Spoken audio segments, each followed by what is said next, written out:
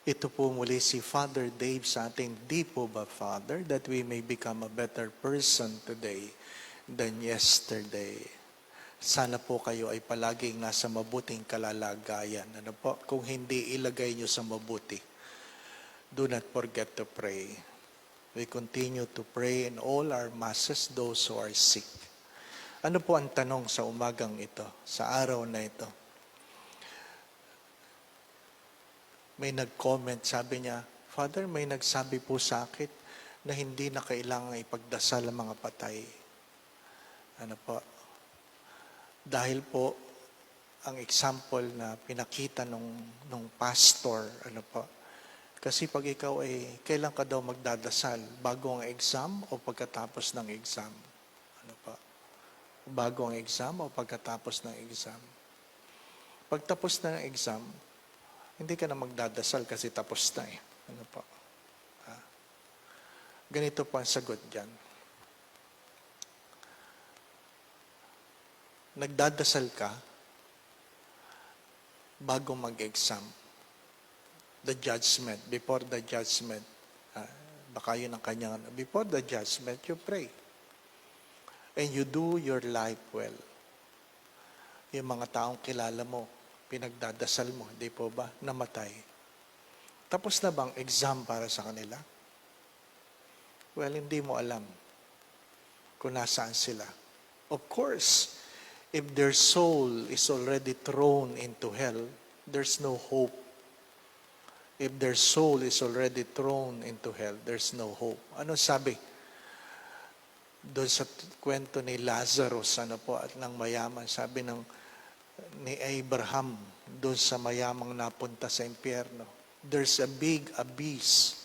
May malaking hukay na namamagitan sa iyo at sa amin. Kaya yung nasa amin, hindi makakatawid papunta sa iyo. At yung nandyan, hindi makakatawid. So kahit anong dasal natin, yung nasa impyerno, hindi na yun makakatawid. Hindi na yun makakatawid. Wala na tayong magagawa doon sa mga nasa impyerno. Hindi po ba, no? Pero, yung hindi pa, namatay pa lang, pero hindi pa na nasasadlak, hindi pa na nahulog sa impyerno, may pag-asa pa yun. Gamitin natin yung example ng tapos na exam, di ba? Nag-aral ka, tapos na yung exam, nasubmit mo na yung paper. So, nasa teacher mo na yung judgment kung ikaw ay pasado o hindi, di ba? Ngayon, hanggat hindi nasasubmit ang grades, may pag-asa pa. Di ba, no? Hanggat hindi pa nasasubmit ang grades, may pag-asa pa. Nalaman mong bagsak ka. Halimbawa, nalaman mong bagsak ka. Bagsak ako eh. Bumagsak ako sa Spanish. Ano? So, pinuntahan ko yung teacher ko.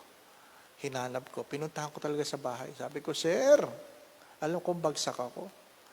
Pero talagang nagsumikap ako, pinaliwanag kong ganyan. Sabi ng teacher, ay bagsak ka eh. Oo nga, sir. Baka pwede akong mag-revalida. Aba? Hindi ko pinapadaya sa kanyang result. Bagsak ako. Pero humingi ako kung pwede akong mag-revalida. O sige, mag-revalida ka. Diba? Wala pa, hindi pa nasasubmit yung grades. Kaya pwede ka pang mag-revalida. Ano pa? So, kahit patay na, kahit tapos na exam, hindi ka titigil sa pagdadasal. Unless nalaman mo na yan ay either nasa langit na o nasa impyerno na. I have said this before, purgatory is not a place. It is a state of purgation, a state of purification. When the soul has a hope for heaven, there's a process of purifying the soul that they will be given entry to heaven. That is our faith. That is our faith. Hindi ka naman ganun kasama, but you are not too pure to enter heaven, then you undergo a process of purgation.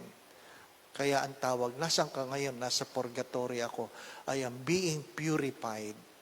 And those souls need prayers. Those souls need prayers. Ano pa? Mahalaga yon. Why we pray for the souls of the dead. Ano pa? Well, sabihin mo na lang kay pastor, huwag ko kayo mag-alala, pastor. Hindi ko kayo pagdadasal. Ano pa? Hindi ko kayo pagdadasal. Ano pa? Ha? Magandang pagtuunan ng pansin yan. Why we pray for the repose of the dead, the souls of the dead, because our faith believes in the mercy of God. Habag. Tayo ay tumitingin sa habag ng Diyos kung saan hindi naman masama yan. Pero baka pwede namang mabigyan ng pagkakataon to be purified and be able to enter into heaven. May nagtanong kagabi. Sabi niya, ibig sabihin, Father, mayroon ng tao sa langit? Natural, di ba? Nasaan yung mga yan? Nasaan yung mga santong yan kung wala yan sa langit? Sinabi naman, nasa saad na ang mahal na birhen, ay nandun sa luklukan, na may corona, di po ba? Dress like the sun. Nasa langit yan. Alam nga naman nakaganon lahat yan. Nag-aantay. Di po ba? No? Nag-aantay. Wala. Sabi Father kasi, sa huli pa ang paghuhusga. The moment you die, time cease. Wala nang bukas, wala nang kahapon. Kaya hindi mo na mabibilang kung ilang araw ko dyan o ilang taong ka dyan sa impyernong yan. Wala na habang panahon na yan, wala na yan bukas. But the process of purgation, maaring hindi mo alam kung gaano ka nakatagal dyan, but you know you are little by little being purified. And this is our faith. This is our faith. May mga binibigyan ng pagkakataon magrebalida. Binibigyan ng pagkakataon magrebalida. Kaya yung iba, para hindi na magrebalida, mag-aral na kayo mabuti. Isabuhay nyo na ang inyong buhay ng maayos. So that you know, when you stand before the judgment of God, you know already where you are going. Take note, judgment doesn't happen in death itself. Every day, the choices you make, you bring forth judgment into yourself. Kaya nga sabi ni Saint Ignatius of Loyola, sabi niya? Every day when you come before into prayer, when you come before God in prayer, you always imagine that you are standing in the judgment of God. Remember that. Every time you come before God in prayer, you always imagine yourself standing before the judgment of God. So my dear friends, my brothers and sisters, why we pray? At least you know why we pray. When I pass away, please continue to pray for me. When you pass away, we will pray for you. But for those who do not believe, don't worry. I will not pray for you. I will not pray for you. Mahirap yung tinalikuran mo ang pananampalatayang Katoliko. Tapos, nung ikaw ay namatay, pinagsisiksikan ng iyong mga magulang, kaibigan, na ikaw ay misahan. Unless, request mo yan na misahan ka bago ka ilibing. Pero sayang lang. Sayang lang.